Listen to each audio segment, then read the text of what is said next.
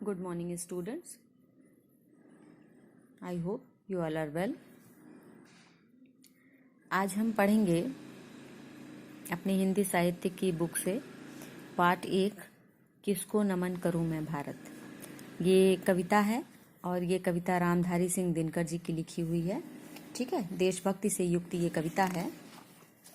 सबसे पहले हम राइटर के बारे में थोड़ा सा जान लेते हैं। पेज नंबर 10 पे आप देखिए, रामधारी सिंह दिनकर जी का थोड़ा सा जीवन परिचय यहाँ पे दिया हुआ है।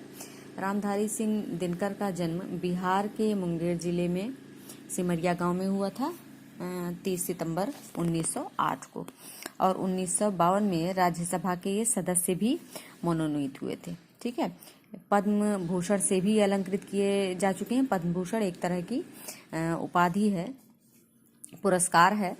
ठीक है, संस्कृत के 4 अध्याय पुस्तक के लिए इनको साहित्य अकेडमी अवार्ड मिला था, और उर्वशी महाकाव्य के लिए ज्ञानपीठ पुरस्कार से ये पुरस्कृत हुए थे, है ना।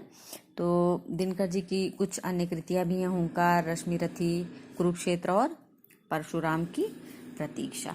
ठीक है, तो ये एक संक्षिप्त परिचय था लेखक का।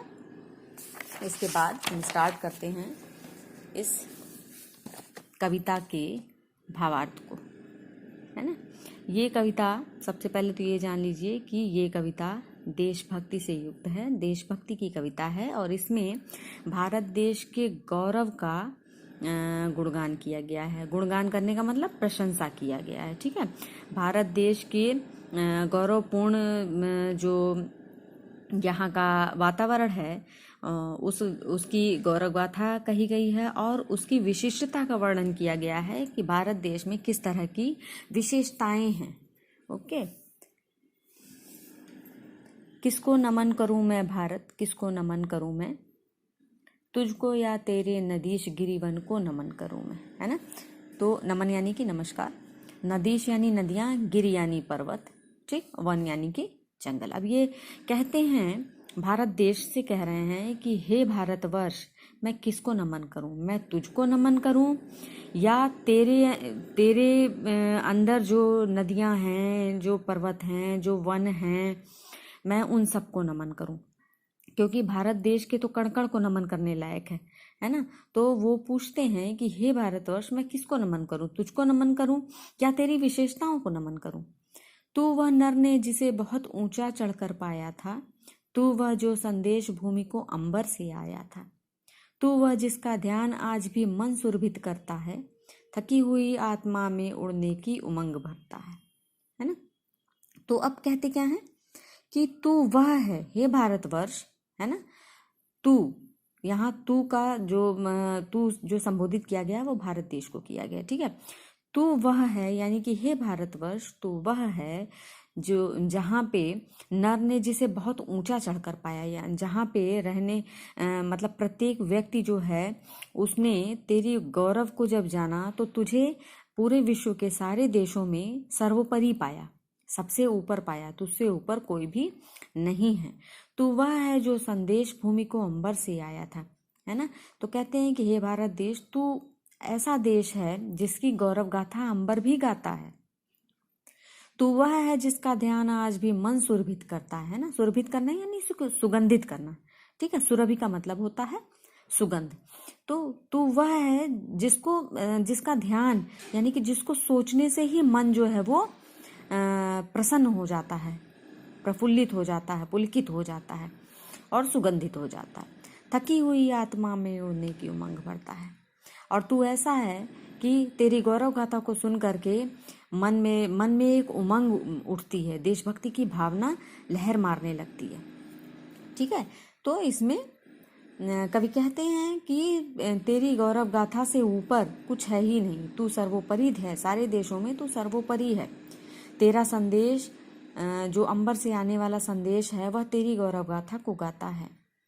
तेरा ध्यान करके ही मन प्रफुल्लित हो जाता है, सुगंधित हो जाता है, और आत्मा थक गई हो तो भी उसके अंदर उड़ने का उत्साह भर देता है। तेरी ऐसी गौरव गाथा है। गंध निकेतन इस अदृश्य उपवन को नमन करूं मैं, किसको नमन करूं मैं भारत, किसको नमन करूं मैं। अब कहते हैं कवि कि गंध निकेतन, निकेतन का मतलब होता है घर, गंध निकेतन इस अदृश्य उपवन को नमन करूं मैं। अब पूछते हैं कि हे भारतवर्ष, तू ऐसा देश है जो एक अदृश्य उपवन की भांति है। उपवन यानी कि बागीचा। तो एक अदृश्य उपवन की भांति है, जो दिखने में बागीचे जैसा तो नहीं है, लेकिन बागीचे से भी अधिक खुशबू तेरे अंदर समाहित है। तो मैं किसको नमन करूं? तुझको नमन करूं या तेरे विशिष्टताओं को नमन करूं? तू तो है वह लोक जहां उन्मुक्त मनुज का मन है, समरसता के लिए प्रवाहित शीत स्निग्ध जीवन है, जहां पहुंच मानते नहीं नर नारी दिग्बंधन को, आत्मरूप देखते प्रेम में भरकर निखिल भुवन को। इन पंक्तियों में कवि कहते हैं कि हे भारतवर्ष, तो एक ऐसा देश है जहां प्रत्येक व्यक्ति का मन जो है वो पूरी तरह से उन्मुक्त है, यानी कि वो हर तरह से स्वच्छंद है। किसी भी तरह का बंधन किसी व्यक्ति के लिए यहाँ नहीं है। समरसता के लिए प्रवाहित शीत स्निग्ध जीवन है। तो समरसता को लिए यानी कि यहाँ की जो वायु है उसमें समानता है। कहने का मतलब यहाँ समानता का वातावरण है। प्रत्येक धर्म जाति के लोग रहते हैं यहाँ पर, इसके बावजूद यहाँ पर सबको समान रूप से ही माना जाता है, समान रूप से प्यार किया जाता है, समान रूप से सम्मान दिया जाता है। जहाँ पहुँच मानते नहीं नर नारी दिग्बंधन को, यानी किसी भी तरह के दिशाओं का जो बंधन होता है उसको यहाँ पे आने वाला कोई भी व्यक्ति नहीं मानता है। क्यों नहीं मानता है? क्योंकि प्रत्येक व्यक्ति यहाँ पे जब आ जाता है तो इस धरती में इतना प्यार है कि वह प्यार उसकी आत्मा में भी समाहित हो जाता है और प्रत्येक व्यक्ति पूरे विश्व को ही अपने घर के समान देखने लगता है। उसको ये पूरा संसार ही अपना घर जैसा दिखाई देता है। तो उसके लिए दिशाओं का कोई बंधन रह ही नहीं जाता है। उसके अंदर अपने और पराये की भावना समाप्त हो जाती है। कहीं खोज इस रुचिर स्वप्न पावन को नमन करूं मैं। किसको नमन करूं मैं भारत, किसको नमन करूं मैं?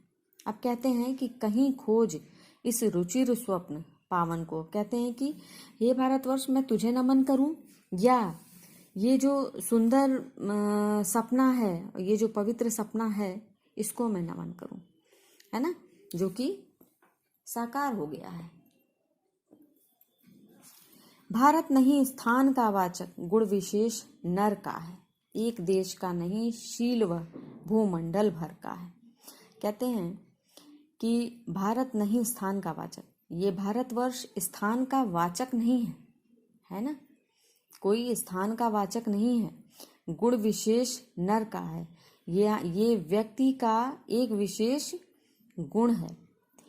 एक देश का नहीं शील व भूमंडल भर का है। सिर्फ देश की बात यहाँ पर नहीं है।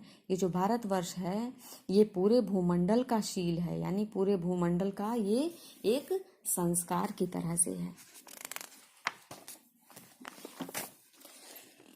जहाँ कहीं एकता अखंडित, जहाँ प्रेम का स्वर है, देश देश में वहाँ खड़ा भारत जीवित भास्वर है ना। अब कहते हैं जहाँ कहीं एकता अखंडित, जहाँ प्रेम का स्वर है। भारतवर्ष एक ऐसी धरती है, एक ऐसा देश है जहाँ पर जो एकता है वो अखंडित है, यानी कि विभिन्न जाति धर्मों के लोग रहते हैं, इसके बावजूद हमारी एकता को कोई तोड़ नहीं सकता, खंडित नहीं कर सकता, है ना। खंडित करना यानी कि तोड़ना, अखंडित करना यानी न तोड़ सकना, ठीक है। तो ये एक ऐसी धरती है जहाँ पे विभिन्न जाति धर्मों के लोग रहते हैं, इसके बावजूद जो है अनेकता में एकता का भाव है और उस एकता को कोई नहीं तोड़ सकता। जहाँ प्रेम का स्वर है, एक ऐसी धरती जहाँ प्रेम का स्वर है, हर किसी के स्वर में प्रेम है, हर किसी की भाषा प्रेम से युक्त है। देश देश में वहाँ खड़ा भारत जीवित भास्वर है। देश देश में वहाँ खड़ा भारत जीवित भास्वर है ना। अब भारत जीवित भास्वर से मतलब प्रकाश से भरा हुआ, प्रकाश से युक्त, ठीक है। अब कह रहे हैं कि सभी विश्व के सभी देशों के बीच भारतवर्ष जो है वो प्रकाश से युक्त होकर के, ओजयुक्त होके अपनी जगह पर खड़ा है। निखिल विश्व को, निखिल का मतलब निखिल विश्व यानी कि संपूर्ण विश्व, निखिल विश्व को जन्मभूमि वंदन को नमन करूं मैं, किसको नमन करूं मैं भारत, किसको नमन करूं मैं। अब कहते हैं कि निखिल विश्व को जन्मभूमि वंदन को नमन करूं मैं। हे भारतवर्ष, निखिल विश्व को यानी कि पूरे विश्व को जन्म देने वाली, पूरे विश्व को जन्म, क्योंकि भारतवर्ष बहुत पुराना देश है, हजारों वर्ष पुराने इसके संस्कार हैं, इसकी संस्कृति है। तो कह रहे हैं कि विश्व को सभ्यता और संस्कृति प्रदान करने वाला, विश्व को जन्म देने वाली ये जो भूमि है, मैं इसको नमन करूं, इसका मैं वंदन करूं। किसको नमन करूं मैं भारत, किसको नमन करूं मैं, मतलब मैं तेरी गौरव गाथा को नमन करूं, तेरी विशिष्टता को नमन करूं, या तुझको नमन करूं। उठे जहां भी घोष शांति का, भारत स्वर तेरा है। अब कहते हैं उठे जहां भी घोष, घोष यानी उद्घोष, आवाज, आह्वान, शांति का, भारत स्वर तेरा है। अब कहते हैं कवि इन पंक्तियों में कि जहां कहीं शांति के लिए आह्वान होता है, पुकार होती है, वह स्वर हमेशा तेरा ही होता है, क्योंकि भारतवर्ष हमेशा से ही शांति प्रिय रहा है और शांति के लिए सबसे पहले आगे आया है। धर्मदीप हो जिसके भी कर में, वह नर तेरा है। कर यानी कि हाथ है ना, और नर यानी मनुष्य। धर्मदीप हो जिसके भी कर में, वह नर तेरा है। अब धर्म का दीपक जलाने वाला कोई भी व्यक्ति हो, वह व्यक्ति तेरी ही धरती पे जन्मा हुआ रहा है।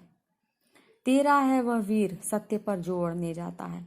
भारतवर्ष तेरी ऐसी गौरव गाथा है कि सत्य के लिए लड़ाई करने वाला व्यक्ति तेरी ही धरती का जन्मा हुआ है।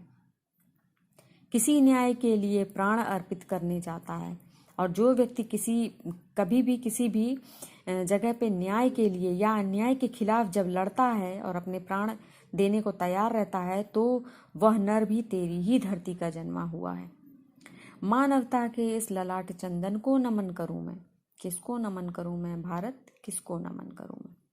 कवि कहते हैं इन अंतिम पंक्तियों में कि किसको नमन करूं मैं भारतवर्ष, मैं तुझे नमन करूं, या मानवता के जो मानवता रूपी जो ललाट है, यानी कि जो माथा है, ललाट यानी फोरहेड, माथा है ना, और माथे पर ही चंदन लगाया जाता है, क्योंकि माथा जो है वो हमारी पूरी जो बॉडी है, पूरा जो शरीर है, उसका एक सेंटर पॉइंट होता है ना। जो सर है वो प्रमुख है ना, जो हमारा जो दिमाग है वही प्रमुख है पूरे शरीर में, है ना, वो एक मेन बॉडी पार्ट है, और उसके सेंटर में हम चंदन को लगाते हैं, क्योंकि चंदन को पवित्र भी माना जाता है और पावन भी माना जाता है। तो कवि कहते हैं कि मानवता रूपी जो ललाट है, उस पे चंदन की तरह हे भारतवर्ष तू लगाया जाता है। क्यों लगाया जाता है? क्योंकि भारतवर्ष तेरी गौरव गाथा से बढ़ के किसी देश की गाथा है ही नहीं। ठीक है, तो ये भावार्थ मैंने बता दिया है आपको, और मैं आशा करती हूँ कि आपको भावार्थ अच्छी तरह से समझ में आया होगा।